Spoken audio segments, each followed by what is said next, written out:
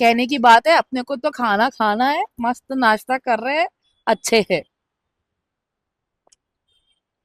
इस समय इंदौर से निकलते ही आंखें हरी हरी हो जाती हैं। यहाँ पर हाल ही में काफ़ी वाइल्ड लाइफ एक्टिविटी देखी गई है, वाइल्ड एनिमल्स की एक्टिविटी देखी गई है। आप देख सकते हैं, बहुत खूबसूरत नज़ारा है यहाँ का। यहाँ शुरुआत से ही आप देख सकते हैं किस तरह से भगाया जा रहा है। और परशुराम जी जो थे भगवान विष्णु जी के छठे अवतार, ये उनकी जन्मभूमि है। बुकिंग का काम मेरा रहता है यहाँ पे, और जो भी मतलब यहाँ आता है तो पर रेंट के हिसाब से मतलब उनको सुविधाएं यहाँ पे मिलती है। तो इस समय आप देख सकते हैं मेरे पीछे बहुत खूबसूरत नज़ारे हैं। यहाँ बहुत सुंदर से शिवलिंग बनाए जा रहे हैं। प्रातः काल 10 बजे से लेकर करीब करीब 6-7 बजे तक इस शिवलिंग का निर्माण किया जाता है। इंदौरी मसाला पापड़ की खासियत ये है कि उस पर भी सेव होती है। देखिए आप, खटास बहुत कम है, मिठास थोड़ी सी है, और नमक बराबर डला हुआ है। मसाले अपनी जगह बोल रहे हैं अपनी बातें। हेलो जी। हाय। तो शुरुआत हो रही है हमारी एक और यायावरी की, जो कि इस सीरीज़ का आखिरी वीडियो है। हमारी सीरीज़ मॉनसून ट्रेल, जिन रास्तों पर हम जाते हैं वो हमने आपको दिखाए इंदौर के आसपास के। अभी हम यहाँ से निकल रहे हैं हमारे 5वें वीडियो के लिए। हम जाएंगे जाना पाव। जाना पाव यहाँ से कुछ 30 किलोमीटर दूर है, हाँ। 30-35 किलोमीटर दूर नौलखा से। और हम देखते हैं रास्ते में हमें क्या मिलता है। और देखिए, आप देख ही सकते हैं कि चिप्स खुल गए हैं, क्या आलम है। तो चिप्स खा रहे हैं और मौसम अच्छा हो चुका है, हल्की सी बूंदाबांदी हो चुकी है। हमारी बेटी रेवा अभी हमारे साथ नहीं है, तो हम उसे बहुत मिस कर रहे हैं और अब अबू के साथ एंजॉय करेंगे। तो चलिए शुरू करते हैं। तो ये देखिए बूंदाबांदी हो चुकी है, तो हम भंवरकुआ चौराहे पर आ चुके हैं। यहाँ पे हमारा एक ठिया है, देखते हैं अभी वो लगा है कि नहीं लगा है। तो हम लोग आ चुके हैं यहाँ दिल्ली पहाड़गंज के छोले भटूरे। ये भी वेल नोन प्लेस है इंदौर की। सर, यहाँ पर है, आपका नाम? अशोक ठाकुर। अशोक जी, कैसा लग रहा है ये भटूरा आपको? क्या ये आगे वाले से डिफरेंट है? डिफरेंट है थोड़ा सा, उनका भटूरा थोड़ा थिक होता है, इनका थोड़ा सॉफ्ट होता है। अच्छा। हाँ, डो की थिकनेस जो होती है कि वो भी थोड़ी कम रहती है और बढ़िया रहता है, स्वाद भी अच्छा है। यहाँ इसी रफ्तार से भटूरे निकलते रहते हैं।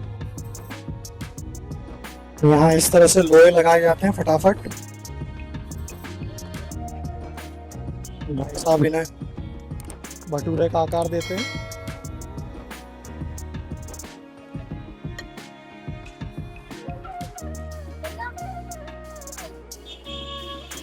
यहाँ पर प्लेट्स लगाई जाती हैं।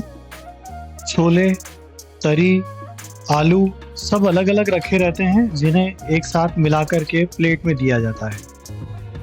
आज जो है परिधि जी करेंगी टेस्टिंग, वो बताएंगी कैसा है।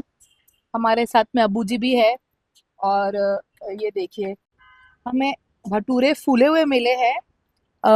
जो चने और छोले कुछ मिक्स्ड है शायद इसमें, क्योंकि मुझे साइज से समझ में नहीं आ रहा है। आलू अलग से मिलते हैं, मिर्ची मिलती है और बहुत ही अच्छे लच्छे वाले प्याज मिलते हैं। तो अब हम खाते हैं, जो कि हमारा अब्बू भी खा रहा है साथ में। टेस्ट वो भी सारी चीजें करता है हमारे साथ में। और अब हमने छोले और इसके साथ में भटूरे खा रहे हैं। गरम गरम चीज मिल जाए और इतनी टेस्टी मिले तो वाकई में अच्छी ही लगेगी सबको। तो ये हमारा एक ठिया है जहाँ पे हम खाते रहते हैं और हमें इतनी भूख लगती रहती है कि हमें अच्छा ही लगता है ये। मुझे चने छोले थोड़े मिक्स करे हुए लग रहे हैं। वैसे आप देख सकते हैं छोले की साइज थोड़ी अलग है। कहने की बात है, अपने को तो खाना खाना है, मस्त नाश्ता कर रहे हैं, अच्छे है। तो यहाँ पर हमारा ठिया है छोले भटूरे का, और यहाँ हमारी कार लगी हुई है। मस्त अंदर जो है पार्टी चल रही है। हाँ, हो रही है। कैसा है अब्बू? अबू अब्बू छोले खा के खो गए हैं। चलिए टेस्ट करके देखते हैं।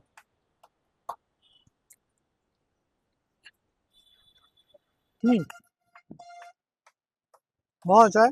भटूरे को बहुत अच्छा रेट करूंगा मैं। ये बहुत अच्छी जगह है, बहुत उम्दा जगह है और वाजिब भी। मेरे साथ में है इस समय जो यहाँ पर काम करते हैं और भटूरे तलते हैं, बहुत अच्छे भटूरे तलते हैं। आइए इनसे बात करते हैं। नाम मेरा ओम प्रकाश। कहाँ रहते हैं सर? हम लोग दिल्ली के रहने वाले हैं। अच्छा। और यहाँ इंदौर में लाके लगाए 4 साल हो गया। मुझे अब खासियत बताइए अपने छोलों की।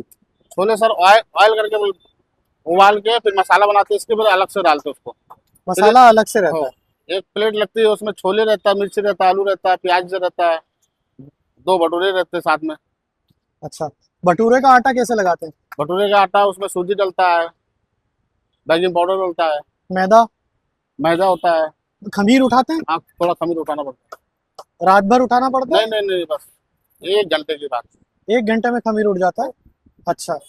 और मतलब क्या रुपए प्लेट देते हैं? 50 रुपये। कितनी बजे से कितनी बजे तक लगाते हैं? सुबह 8 बजे से लेकर 2 बजे तक। कभी हो कहीं जाना होना होता तो कर लेते छुट्टी को। मतलब ऐसा फिक्स नहीं है कि इस दिन छुट्टी हाँ, रहेगी? नहीं, कोई फिक्स नहीं। संडे वनडे सब दिन लगता है? सब दिन सब होली दिवाली सब लगता है। सब लगता है? होली पे खैर छुट्टी रहती है। होली पे रखते हैं ना छुट्टी। तो ये तो हमारे साथ में ओम भाई। और ये जो दुकान है ये है इधर मेरी तरफ, इस तरफ जो है वो भंवरकुआं चौराहा है और इस तरफ जो है वो भोलाराम उस्ताद मार्ग है। और उसके बीच में ये महिंद्रा का शोरूम है, महिंद्रा का। ठीक इसके सामने जो है वो ये शॉप लगती है। बाकी तारुफ आपको भीड़ करा देगी कि ये कितने अच्छे छोले भटूरे हैं। अगर पोहे जलेबी और से हट करके कुछ भी खाने का मन करता है नाश्ते में तो ये यहाँ पर आकर के खाया जा सकता है। बहुत अच्छे बनते हैं और बहुत, मैं हेल्दी तो खैर छोले भटूरे हैं, लेकिन ये कहूँगा कि हाँ काफ़ी साफ सुथरा अच्छा माहौल है। कुछ रास्तों से तो दोबारा गुजर कर ही जाना पड़ता है और उसमें से ये हमारा खूबसूरत चौराहा आता है।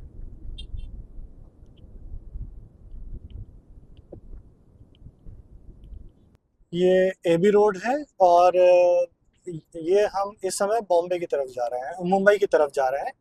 और यहाँ से कुछ पीतमपुर है, पीतमपुर से कुछ आगे जाकर के लेफ्ट में रास्ता जाएगा जाना पाव के लिए। तो सिंचा जा रहा है, ये भी एक अच्छी जगह है। इस समय खेत एकदम हरे भरे हो रखे हैं, बहुत ही अच्छा लग रहा है मौसम। और शुक्रवार का दिन है, ट्रैफिक भी मतलब कह सकते हैं कम है, काफ़ी ट्रैफिक होता है इस रोड पे, लेकिन हरियाली चारों तरफ भरपूर। इस समय इंदौर से निकलते ही आंखें हरी हरी हो जाती हैं, लश ग्रीन हो रखा है। अभी लास्ट टाइम जो हम चोरन गए थे वही वाला टेरेन है ये, भेरू घाट वाला। और ये इस मौसम में ये भी लाजवाब हो जाता है। बस यहाँ पर हाईवे है और वो सिंगल लेन रोड था, ये फ़र्क रहता है। यहाँ पर थोड़ा सा ट्रकों का ट्रैफिक भी ज़्यादा है और चलाने में कन्वीनियंट है, इसमें कोई दो राय नहीं है। ये नेट्रिक्स है इंदौर के पास में। यहाँ पर लोड बेरिंग टेस्ट होता है, यहाँ पर स्पीड टेस्ट होता है, यहाँ ब्रेकिंग टेस्ट होता है, यहाँ क्रैश का टेस्ट होता है। और यहाँ पर वाहन की क्षमता का हर एक एंगल से सारा एग्जामिनेशन किया जाता है कि वो कितना कैपेबल है। हर एक कसौटी पर उसे कसा जाता है। इतनी खूबसूरत, इतनी बढ़िया हरियाली के बीच यहाँ पर खुदाई का काम भी जारी है, पहाड़ काटे जा रहे हैं। अब ये सब देख करके दुख होता है कि हम नेचर के साथ खिलवाड़ करना कभी भी बंद नहीं कर रहे और लगता भी नहीं कि करेंगे। सड़क बहुत अच्छी है और इसमें ज़्यादा बम्प्स भी नहीं है जो ऊपर नीचे होते हैं हल्के से आमतौर पे हाईवे पे। एकदम स्मूथ ड्राइव कह सकते हैं इसको अपन। इस समय खेत तो बस देखते ही बनते हैं, सब जबरदस्त ग्रीन हो रखे हैं, जैसे कि किसी ने हरे रंग की चादर बिछा दी हो। यहाँ से अंदर रास्ता जाता है जाना पाव के लिए, करीबन 4 किलोमीटर लिखा हुआ है इस पे। ये अंडरपास है जो उस तरफ ले जाएगा, जाते समय हम इसके नीचे से जाएंगे। और ये कितना खूबसूरत नज़ारा आया है। लास्ट टाइम जब हम आए थे उस समय आलू निकल रहे थे खेत से। यहाँ पर हाल ही में काफ़ी वाइल्ड लाइफ एक्टिविटी देखी गई है, वाइल्ड एनिमल्स की एक्टिविटी देखी गई है। और यहाँ से चढ़ाई भी शुरू हो जाती है। ये चढ़ाई थोड़ी सी खड़ी है और अंदाज़ा नहीं लगता कि आपको लगता है कि गियर बदल लिया जाए, पर गियर बदलते से ही पिकअप छूट जाता है। तो बहुत ज़्यादा ही खड़ी चढ़ाई है। हालांकि छोटा सा ही घाट है लेकिन खूबसूरत। और हम इंसानों ने जो गंदगी करी है वो तो है ही। यहाँ घाट पर हम लोग रुके हैं और आप देख सकते हैं बहुत खूबसूरत नज़ारा है यहाँ का। हरा और कत्थई रंग आपस में मिला हुआ।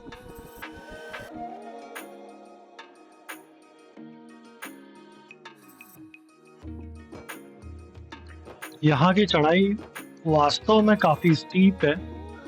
बहुत खतरनाक तो नहीं कहूँगा, लेकिन हाँ घुमावदार है।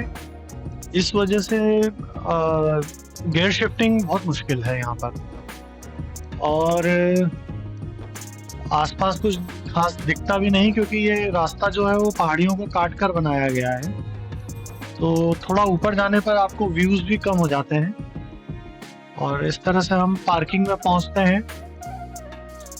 पार्किंग का भी टर्न काफ़ी नैरो कर दिया है। और ये मंदिर है। बंदरों का यहाँ शुरुआत से ही आप देख सकते हैं किस तरह से भगाया जा रहा है। बहुत आतंक है। तो हमारे साथ इस समय हर्ष वैष्णव जी हैं महाराज, तो हम इनसे बात करते हैं और यहाँ के बारे में जानने की कोशिश करते हैं। आइए। ये तपोभूमि है। ऋषि जमदग्नि जो हुए परशुराम जी के जो पिताजी ऋषि जमदग्नि और माता रेणुका दोनों यहीं पर निवास करते थे। ये उनकी तपोस्थली थी। और परशुराम जी जो थे भगवान विष्णु जी के छठे अवतार, ये उनकी जन्मभूमि है। और यहाँ पर जो शिव जी विराजमान है जमदग्नेश्वर महादेव, वो सतयुग के समय से उनका प्रमाण मतलब 1200 लाख वर्ष पूर्व का है। और उसके बाद यहाँ से 7.5 नदियों का उद्गम स्थल है। विश्व में पूरा एकमात्र यही स्थान है जहाँ का जल 2 विभाजनों में बंटकर और जाता है। और जो 7.5 नदियों का उद्गम स्थल है वो तो इस ब्रह्मकुंड से है। 6.5 नदियाँ वहाँ से और 1 नदी भगवान शिव के चरणों से उत्पन्न है।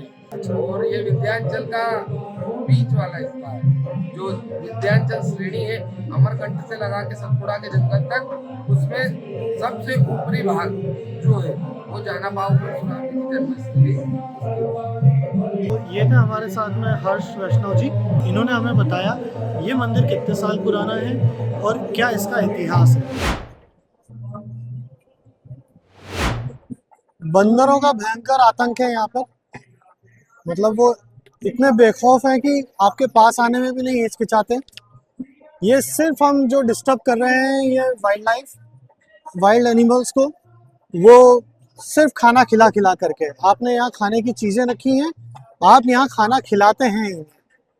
देखिए ऐसा मत कीजिए प्लीज़। ये इनका नेचुरल तरीका नहीं है खाना खाने का। बिल्कुल रिक्वेस्ट है कि जब भी आप ऐसी जगह पर जाएं तो प्लीज़ बंदरों को खाना मत दीजिए, बहुत नुकसान होता है।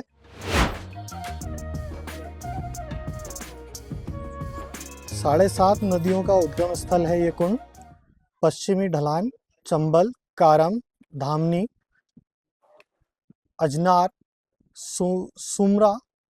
पूर्वी ढलान की तरफ जो है नखेरी, चोरल, गंभीर। ये परशुराम जी का मंदिर है और इनका जन्म स्थल आगे है, वो भी देखते हैं। इस कुंड के चारों तरफ इस तरह से 2 ट्रैक बने हुए हैं और तीसरा ट्रैक ये ऊपर बना हुआ है जो पूरी इसकी परिक्रमा है।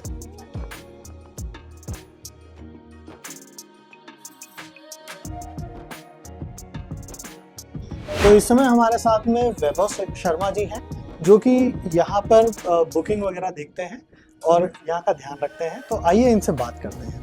जय परशुराम भाई साहब। मेरा नाम वैभव शर्मा है। मैं नीचे गांव का रहवासी हूँ बुकिंग का काम मेरा रहता है यहाँ पे, और जो भी मतलब यहाँ आता है तो पर रेंट के हिसाब से मतलब उनको सुविधाएं यहाँ पे मिलती है। तो यहाँ क्या बुकिंग ऑनलाइन करनी पड़ती है या यहाँ पर आकर के हो जाती है? ऑनलाइन, या तो जैसे कुछ लोग तो ऐसे मतलब फोन नंबर ले जाते हैं, आगामी उनका जो प्रोग्राम रहता है उस हिसाब से वो कॉल करके और उनकी व्यवस्था मतलब हो जाती है। अच्छा। हाँ जी। और यहाँ रुकने की क्या व्यवस्था है? यहाँ रुकने के लिए मतलब 3 भवन है। अच्छा। अ, एक भवन में मतलब 4-5 कमरे हैं, 6-7 कमरे एक दूसरे भवन में है, एक इधर अभी अन्नपूर्णा भवन है, ये अन्य क्षेत्र के लिए नया बना है ये। और अभी आगामी मतलब अभी गवर्नमेंट तरफ से हो गया है तो और अच्छी बेहतर सुविधाएं मतलब मिल सकती है। ठीक है। और मुझे ये भी बताइए कि क्या रेट होते हैं, क्या यहाँ पर रुकने की क्या? तकरीबन मतलब 500 रुपये रूम का चार्ज है, पर रूम का, फैमिली के लिए। कितने कितने लोग रुक सकते हैं एक रूम में? एक रूम में तकरीबन 15 बाई 15 का रूम है, आराम से मतलब 20 लोग तो आराम से रुक सकते हैं एक ही रूम में। अच्छा। और बाकी फिर जो बड़े प्रोग्राम रहते हैं, बड़े प्रोग्रामों के लिए हाल की बुकिंग होती है जिसमें 2500 रुपये चार्ज है और 600 रुपये अदर चार्ज है, बर्तन वगैरह ये वॉशिंग वगैरह जो इनका है। मतलब अलग से बेड नहीं है, अलग से कोई वो नहीं है, मतलब वो सारा डॉर्मेट्री अपने टाइप का है हाँ जिसमें कि आप एक ही रूम में कई सारे लोग आराम से जी जी विश्राम कर सकते हैं। हाँ हाँ, उसमें मतलब जैसे क्या अभी जैसे व्यवस्थाएं जैसे हो रही है, अभी मंदिर तरफ से ही चल रहा था, अभी मतलब गवर्नमेंट से हो गया है तो अब और सुचारू रूप से व्यवस्था यहाँ की हो जाएगी। तो ये थे हमारे साथ वैभव जी, और यहाँ पर रुकने की व्यवस्थाएं देखते हैं। मैं नंबर मेंशन कर दूंगा, अगर आपको यहाँ आकर के रुकना हो, यहाँ से आगे कावड़ यात्रा करनी हो या यहाँ किसी धार्मिक कार्य से आना हो या आयोजन करना हो तो आप इनसे कांटेक्ट कर सकते हैं। और चलिए आगे चलते हैं। लेकिन बंदरों को मिलने का सिलसिला जारी है, चारों तरफ बंदर ही बंदर है। अपने सामान की बहुत अच्छी से सुरक्षा करें। अब आपकी हिम्मत हो तो अंदर जाकर के इस सुहाने दृश्य को देख सकें, क्योंकि अभी तो बंदर देख रहे हैं।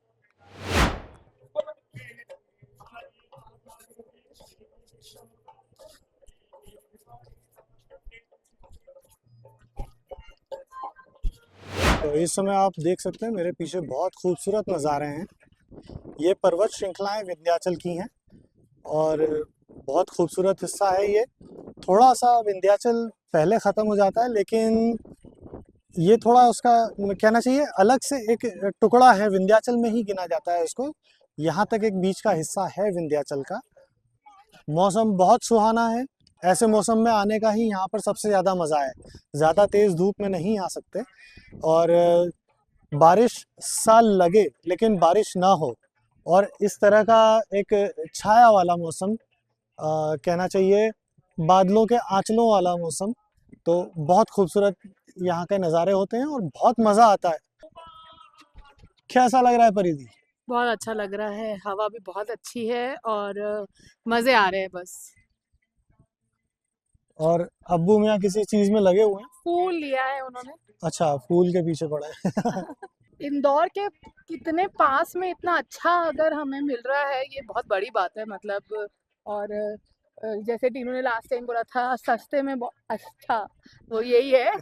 40 किलोमीटर इतना भी दूर नहीं है, 400 से तो अच्छा ही है। इंदौर के दरअसल जो सदर्न पार्ट है उसमें तो पूरी पर्वत श्रृंखला ही है। यहाँ पर जरा सा मौसम अच्छा होता है और सारे इंदौरी इस एरिया में आपको मिल जाएंगे।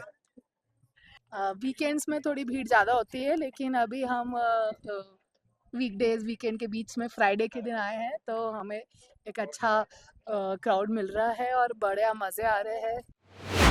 इन पर्वत श्रृंखलाओं को इस तरह से समझा जा सकता है कि अगर इंदौर से जाएं महाराष्ट्र की तरफ, तो जो नर्मदा के पहले पड़ेगा वो विंध्याचल पर्वत श्रृंखला है, और जो नर्मदा पार करने के बाद पड़ेगी वो सतपुड़ा की पर्वत श्रृंखला है। आसानी से तो इसी तरीके से समझा जा सकता है। हाँ, थोड़ा मिक्स हो सकता है। अभी कुछ दिनों पहले ही यूट्यूब पर एक वीडियो देखने में आया था, उसमें बताया था इन्होंने कि ये जो इस तरह के फॉर्मेशंस बनाते हैं लोग, वो पुराने ज़माने में रास्ते याद करने के लिए बनाए जाते थे, कि क्योंकि जंगल होते थे, पगडंडियाँ होती थी, तो वहाँ पर जाने के समय, वहाँ से जाते समय एक गांव से दूसरे गांव, एक शहर से दूसरे शहर, लोग बीच में इस तरह के फॉर्मेशंस बनाते चलते थे ताकि याद रहे कि हम इस पगडंडी से गुजर चुके हैं या इस पगडंडी से आए थे। तो ये काफी लॉजिकल मुझे रीजन लगा। वैसे मंदिर है, मन्नतों के लिए भी किया जा सकता है, मान्यताओं के लिए भी किया जा सकता है। ये क्यों बनाए जाते हैं मुझे कमेंट करके जरूर बताएं।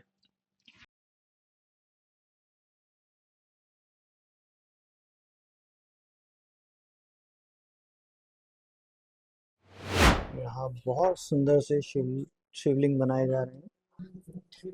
आपका नाम बताइए सर। आचार्य ओम प्रकाश व्यास, जी। परशुराम मंदिर मुख्य पुजारी। ओके आचार्य जी, आप बताएं थोड़ा सा इस शिवलिंग के बारे में। ये तो कई वर्षों से बन रहा है, ये प्रतिदिन बनता था, लेकिन अब श्रावण मास में प्रतिदिन जो है सुबह प्रातः काल 10 बजे से लेकर करीब करीब 6-7 बजे तक इस शिवलिंग का निर्माण किया जाता है। प्रतिदिन जो है ये मिट्टी के शिवलिंग है, और ये भगवान शिव जी का शिव पुराण जो है, उस शिव पुराण के अनुसार मिट्टी के जो शिवलिंग बनाते हैं उसका पुण्य बहुत ज़्यादा होता है और इसका महत्व भी अधिक है। तो ऐसे ही शिवलिंग को जब हम सुबह से निर्माण करते हैं, शाम के समय में काफ़ी जनसंख्या में लोग आते हैं, यहाँ पर दर्शन करते हैं, अभिषेक होता है भगवान का, पूजन होता है। पूजन के बाद में सभी लोग अपने साथ में गाजे बाजे के साथ भगवान शिव जी को विसर्जन करने के लिए यहाँ पर सामने बने ब्रह्म कुंड में विसर्जन करने जाते हैं, और पुनः फिर कल प्रातः जो हम लोग पुनः जो नई मिट्टी लेकर फिर शिवलिंग बनाते हैं। शिवलिंग का स्वरूप का नाम क्या है? पार्थिव शिवलिंग। पार्थिव का मतलब होता पृथ्वी से संबंधित हो, तो पृथ्वी यानी मिट्टी, जी। तो ये पार्थिव शिवलिंग कहलाता है। मंदिर में ऐतिहासिक शिवलिंग भी है और यहीं पर भगवान परशुराम की जन्मस्थली भी है। बाहर काल भैरव का मंदिर भी है जिसकी बहुत मान्यता है।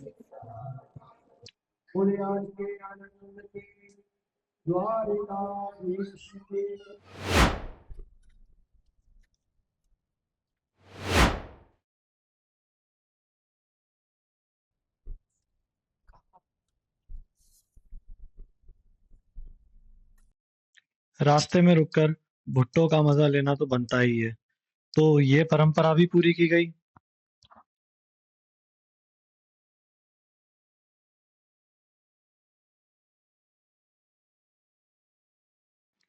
ओ शेर आया, शेर आया, शेर आया, शेर आया, शेर भुट्टा खा रहा है।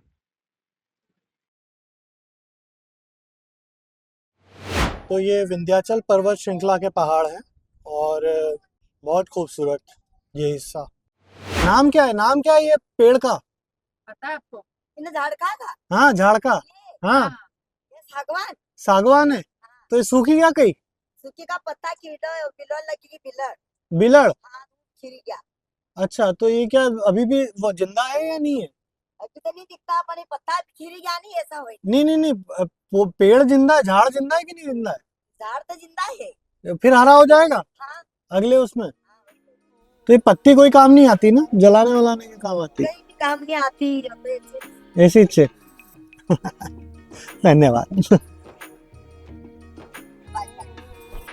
Bye bye. तो हम वापस उसी पुल तक आ गए हैं। अब अंडरपास से हम निकलेंगे।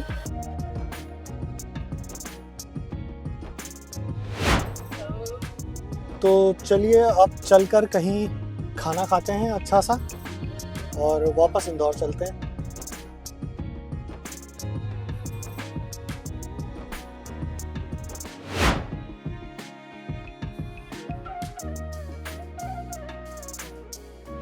अभी हम रुक गए हैं यहाँ पर इंदौर जाते समय रास्ते में एक होटल पर, और अभी हम यहाँ पर लेट लंच, अर्ली डिनर, कुछ भी कह लीजिए, कुछ 6:30 बजे का टाइम हुआ है और भूख लग रही है बहुत जोरों से।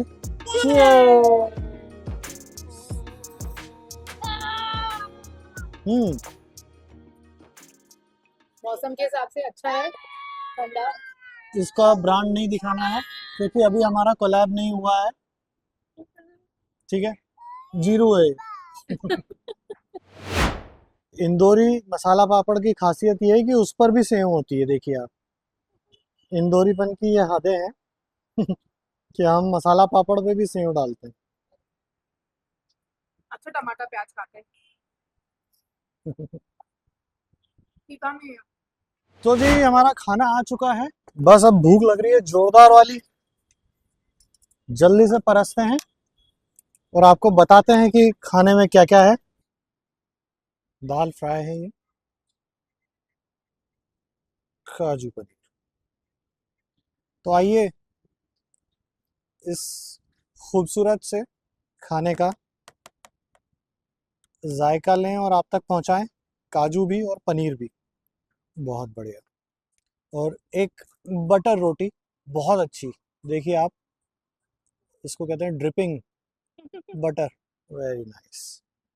ये प्याज जो कि बहुत ज़रूरी है खाने में, थोड़ा नींबू डाल लें इस पे, जायका लेते हैं। काजू पनीर,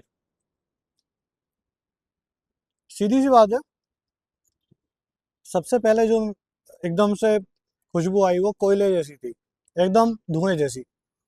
और ये धुआं डेफिनेटली तंदूर से और भट्टी से ही आता है। यकीनन प्रिपरेशन बहुत अच्छी है। और एक करोड़ लेके बताता हूँ मैं आपको, खट्टा, मीठा और नमक बेहतरीन तरीके से बैलेंस किए हुए हैं। खटास बहुत कम है, मिठास थोड़ी सी है, और नमक बराबर डला हुआ है। मसाले अपनी जगह बोल रहे हैं अपनी बातें, और चाहते हैं कि उनके पीछे ये प्याज आए। एक बार दाल से भी मुखातिब हो जाते हैं। नमक ज़्यादा तो नहीं कहूँगा, लेकिन है, महसूस होता है। लेकिन बघार बहुत ज़बरदस्त है, बाकायदा लहसुन की गंध आ रही है इसमें, और अलग से महसूस हो रहा है कि इसको बनाने के बाद इसको जो है घोटा भी गया है। बराबर तरह से पकी हुई दाल, कोई अलग से ऐसी नहीं है कि जिसमें दाना लगे या कुछ ऐसी चीज़ हो। घुटी हुई दाल है, डेंस स्वाद जिसको कह सकते हैं, डेंस कलर की तरह जो एक दाल का होना चाहिए, आप ऐसी जगह से एक्सपेक्ट करते हैं वो आपको मिलेगा, बेहतरीन। और तंदूरी रोटी भी बहुत ज़बरदस्त है। इस तंदूर का पकने का हमने देखने का इंतज़ार किया है, तब जाकर के ये रोटी नसीब हुई है। और बिल्कुल सही शाम, सही स्वाद और सही दाम, बहुत बढ़िया एक खात्मा होगा ये इस सफ़र का। चलिए जी, लच्छा पराठा से भी आपका तारुफ कराएं। ये थोड़ा सा ज़्यादा खस्ता है, आप देख सकते हैं इसकी एक एक तह खुलती जा रही है। न जाने कौन सा राज इसमें दफन है कि परत दर परत खुलता जा रहा है। शायद, शायद नहीं, यकीनन स्वाद का राज होगा ये। आइए इससे भी बात करते हैं। बहुत ही अच्छा, बहुत ही लाजवाब। काजू को भी इसमें शामिल करते हैं।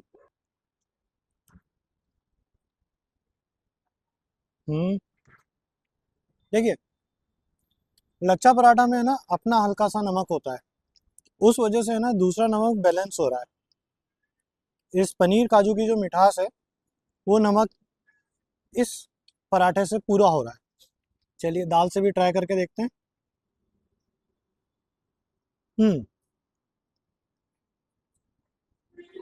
दाल में इसमें नमक महसूस होता है, क्योंकि दोनों ही खानों में नमक है, दोनों ही पकवानों में नमक है।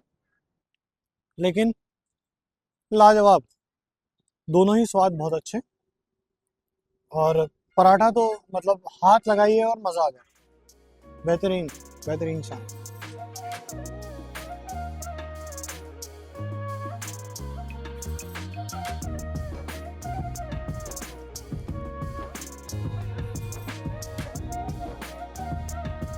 तो जी ये मोरवी नंदन रेस्टोरेंट है, इस तरफ मतलब ये है, अपन जाना पाव से आते हैं और जाते हैं टूवर्ड्स टू इंदौर, तो आपके लेफ्ट हैंड पे पड़ेगा। और हमने यहाँ खाना खाया, बहुत अच्छा खाना है, बहुत अच्छा स्टाफ है, बहुत अच्छी सर्विसेज हैं। तो आइए इस रेस्टोरेंट पे रुकिए और अब्बू से बोलिए बाय। तो यहाँ हमारी सीरीज भी एंड होती है। हमने 5 ऐसे रास्ते दिखाए जहाँ हम अक्सर जाते रहते हैं, और ये 5 ट्रेल्स इंदौर के आसपास ही हैं, सब 40 किलोमीटर के अंदर है। तो यहाँ कभी भी जाया जा सकता है। आप भी इन ट्रेल्स पे जाएं, इन ट्रैक्स पे जाएं और फ़ायदा उठाएं। ड्राइव के लिए बहुत अच्छी है, खाने के लिए बहुत अच्छी है, एंटरटेनमेंट भरपूर है। मौसम का साथ मिल जाए तो सोने पे सुहागा। तो मिलते हैं एक नई यायावरी में। चलिए बाय। बाय।